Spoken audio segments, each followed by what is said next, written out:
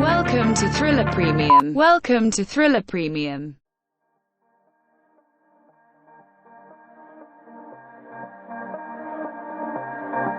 Gathering all the information you would need to stay ahead of the curve on your crypto investments. Welcome to Thriller Rundown.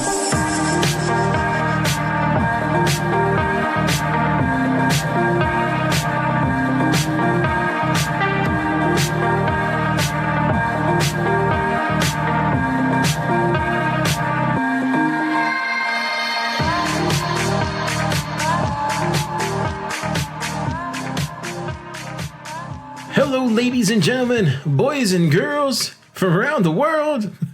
Gather around. It's time for another episode of Thriller Crypto Rundown. That's right, Thriller Rundown. Today is October 18, 2019, and we are talking the 18th millionth Bitcoin, baby. That's right. Got printed today. It's in the books. Talking about it at the top of the rundown. Let's do it.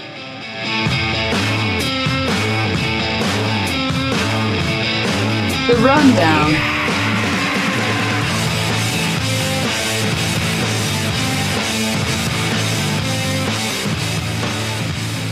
So if I were to tell you how many Bitcoins are there, you would say 18 million. I would say you're right. 18,137.5 to be exact at this point. How many are left, I would ask you, and I hope you know the answer to this. You would say 3 million? I would say no, close, but it's 2,999,862,000.5 Bitcoin left, right? Yes, that's what you would say. How many Bitcoins per day, I would ask you? You would say 500. Wrong, 1,800 per day. So if you didn't hear the great news, the 18th millionth Bitcoin has been crossed over early Friday morning, depending on what time zone you're in. And currently right now, we are down to less than 3 million Bitcoins left. That's right. We all know the halving is happening here on May 2020. That's a scheduled every 4 years. Like clockwork, never fails. It's going to go down. It's going to go down to 6 Bitcoin every 10 minutes from 12.5 right now. And at that point, there will be about 376,562, I suck at math, 0.5 left to mine before the next halving occurs. It's every 4 years. But this is pretty big news, right? I mean, this is Satoshi's real life scenario happening before our eyes. 10 years later, boom, down to 3 million left. It's crazy. It's insane.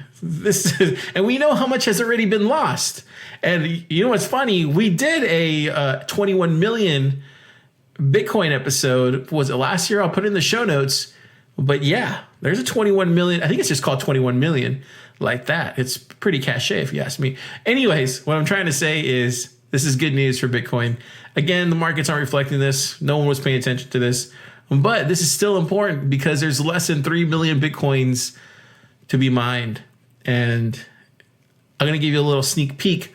But this year's Halloween episode is going to be surrounded around missing Bitcoin. Ooh, yeah. And it's not Mt. Gox. Ooh, yeah. You're probably like, well, what are you talking about? I know, you got to stay tuned. This is why we do our scary Halloween Bitcoin episode every year. This is scary stuff, losing Bitcoin. And most of the Bitcoin out there has been lost, right? Like Satoshi had maybe hundreds of thousands of Bitcoin stashed away, and that might never be found. Who knows? You know, it might be found, might not be found. Could be Craig Wright, could not be Craig Wright. Definitely not Craig Wright. But do you know what I'm saying? This is some Bitcoin that's been gone. And there's been hundreds of thousands of other Bitcoins that have been lost throughout the years. So we really are down to a very few amount, ladies and gentlemen. So if you don't have a Bitcoin already, what are you waiting for? I'm just kidding. If you haven't got your full Bitcoin yet, hang in there. It takes time. Doesn't happen overnight. And I will say one thing. When you do get it, it feels amazing. Let me tell you. Okay, without just saying that, I got more information about this. Because a lot of people ask, like, well, Car, can you go more in depth? And I'm like, I could spend an entire 20 minutes talking and rambling about this.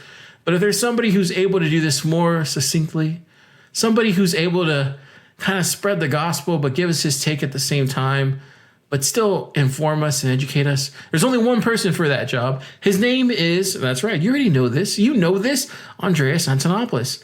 And he talks with this particular person at his speaking about the 21 million Bitcoin supply, which I think is probably one of my greatest kind of back and forth I've ever seen him do in a speaking. Seeing him live is amazing, by the way. If you haven't seen him live, and you're a fan of crypto and Bitcoin, go see him live. It'll change your life. It's like seeing it's like seeing Led Zeppelin. Apparently, no, it is. It's a really wonderful feeling because he just I don't have to say anything else. But take a listen to his explanation on this. Question about Bitcoin economics. Bitcoin economics, great. To your first. Yes, thank you. So there's 70% of all Bitcoins in the world have been given out. Mined already, yes. Okay. You seem to be a fan of Bitcoin, so I am. if there's going to be widespread adoption, do Mm-hmm. you think the supply of new Bitcoins is going to be sufficient for that widespread adoption? And is that going to be in the way of adoption? No, because in my opinion, if there is demand for Bitcoin, the Bitcoin that's already being issued is going to circulate and create velocity in the economy. You know, you have to think of this economy not as a static thing, but as a dynamic thing, where the people who hold Bitcoin are better off in if you have an environment of adoption, investing that Bitcoin. Okay, I get that, but I hold Bitcoin. Yes. As many people here. Would that make us the new 1%? It might make you the new 1%. I certainly wouldn't promise you that. It also might make you the new 0%. We'll see how it goes. In which case, in your world, yes, there is a to go to the root of the question. Bitcoin's current monetary distribution has a pretty nasty Gini coefficient, which means that it's unequally distributed. The fundamental difference, of course, is that the reason you will be the new 1% is because you took an enormous risk on an untested technology based on a vision you had, rather than because your grandfather killed more people than my grandfather, which is how the 1% have their money today. but you don't think that's going to be in the way of adoption? Because that's my concern. I don't think it is going to be in the way of adoption, also because we're going to see other monetary policies and other cryptocurrencies, and they'll serve different needs. We might see ones that are more geared towards higher velocity currency, and Bitcoin may become much more of a long-term store of value. I don't know. We don't know. The market will have to decide these things. But I'm not particularly worried about the fact that people who took enormous risk early on get to have a significant reward if this works, because if it doesn't, nobody's going to bail you out. Yeah, and that's one thing that people fail to realize when they say, "Oh, Bitcoin's a Ponzi scheme. It keeps going up, and the only people that benefit are the early adopters." No, that's not at all true. Those early adopters had to go through a tremendous amount of frustration, pain, loss, every type of emotion, I would imagine. You listen to somebody like Trace Mayer describe his early days of Bitcoin. It's hilarious. I mean, from our view, because everybody goes through the growing pains of cryptocurrency and Bitcoin, and hopefully one day you won't have to go through that. I definitely went through that, and it sucks. It does suck. But anyways, this is a great day. It's a beautiful day. 18 million, baby. 18 million Bitcoins have been mined. It's pretty awesome. 3 million left. Time to grab another couple hundred, right? Let's do it. Let's get into 5 good minutes.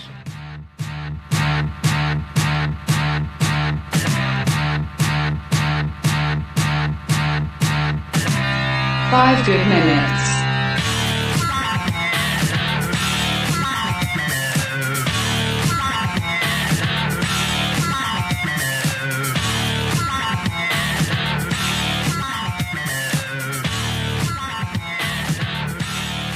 So today in 5 good minutes, I'm going to be talking about the Financial Action Task Force.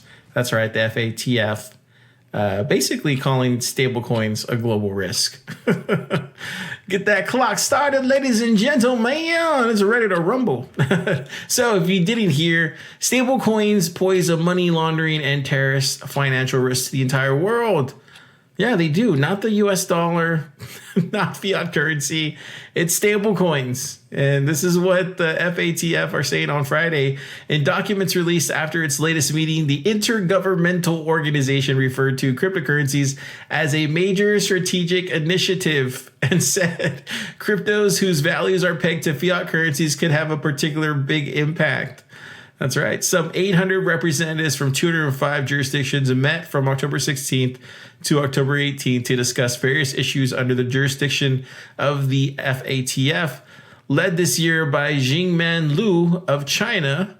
And he went front and center, saying that emerging assets such as so-called global stablecoins and their proposed global networks and platforms could potentially cause a shift in the virtual asset ecosystem and have implications for the money laundering and terrorist financial risk.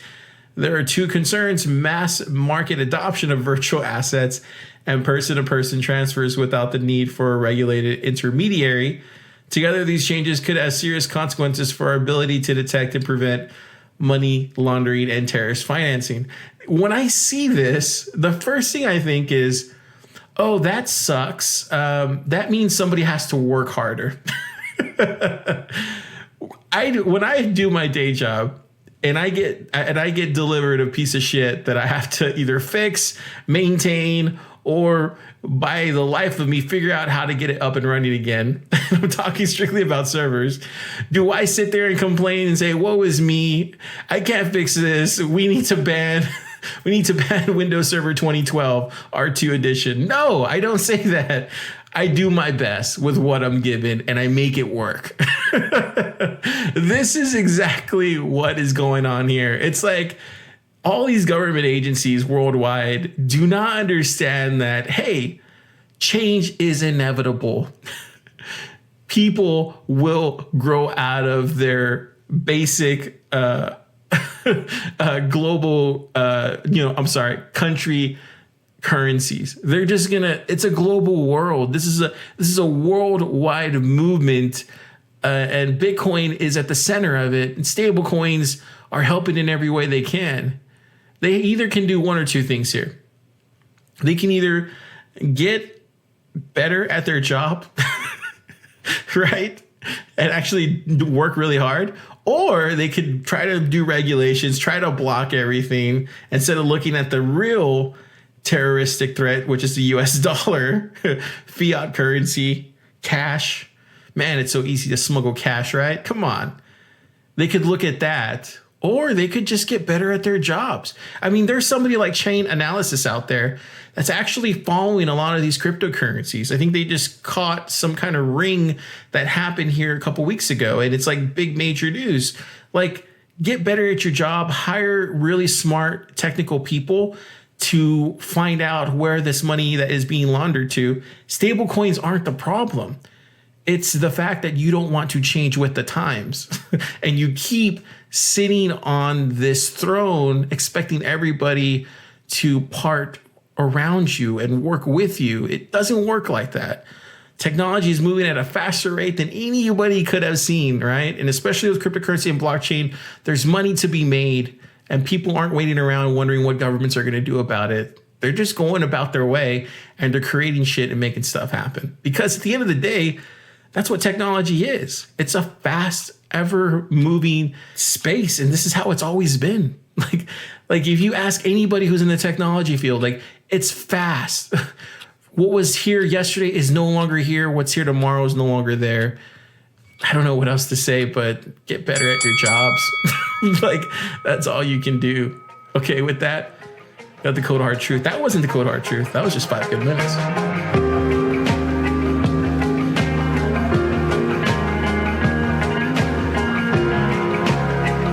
The hard truth.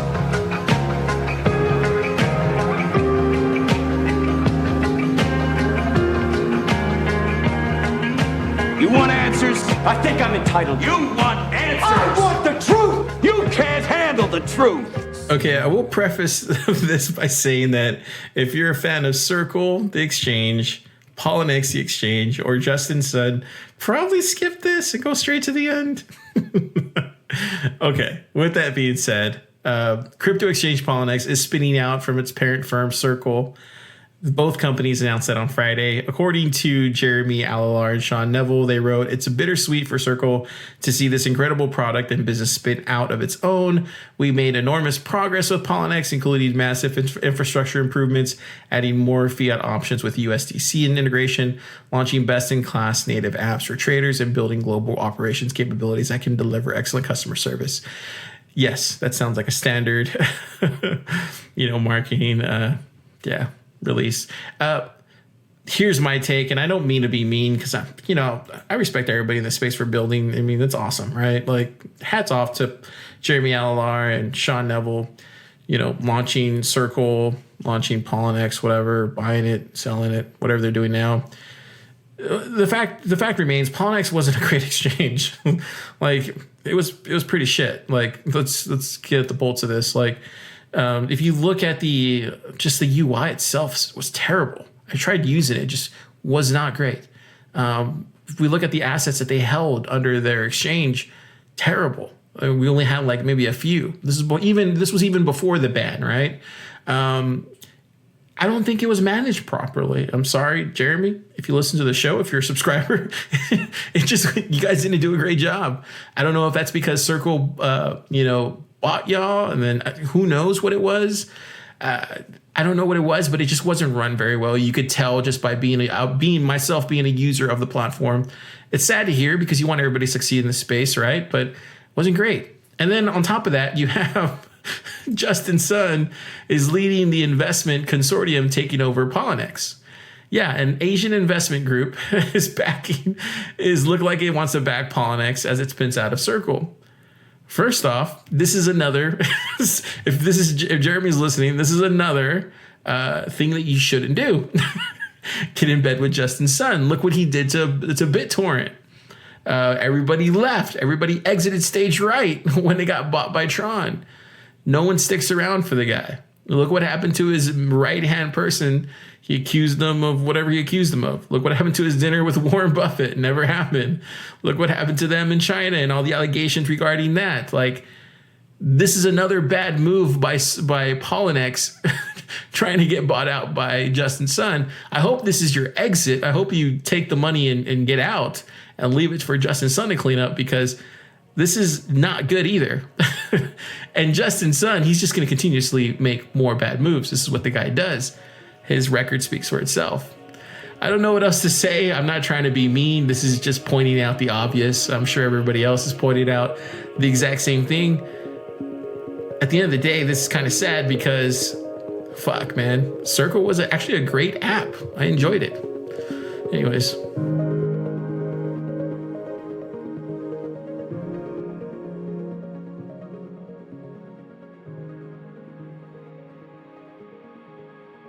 I mean, when you really think about it, most exchanges fail. We've seen it over the years. Not all Bitcoin exchanges, not all cryptocurrency exchanges are run the right way. And even the ones that we think are ran the right way turn out to be fraudulent. This is going to happen time and time again. These are people that are brave because they decided to create a cryptocurrency company, and for that they should be commended. But at a certain point, you got to realize when you're over your head, and especially when you have that much money, you have to kind of take the back seat and let somebody else drive, or try to get out of that because it's heading into a collision. I will say that my comments on that is not geared or targeted towards anybody. I'm just stating the obvious. I feel like most people in this space try to do the right thing, but there are some people that continuously do the wrong thing. And it's my responsibility, I feel, being a advocate for Bitcoin and cryptocurrency, is to make sure that we call out the people that are doing the wrong things. That's why I'm calling them out.